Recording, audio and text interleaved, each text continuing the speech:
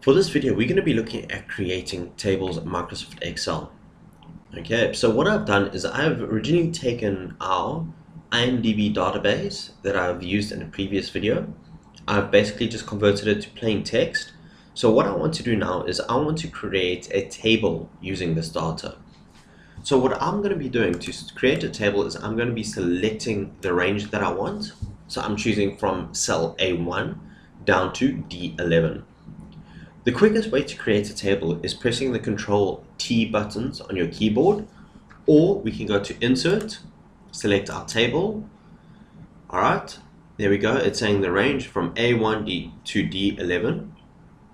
Because I've got a heading already of rank, rating, title, and votes, I'm going to tick this box here saying my table has headers already. I'm going to click OK.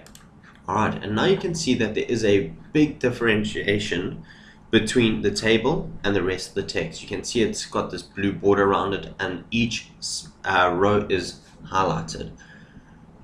So that is how you go about creating a table in Microsoft Excel.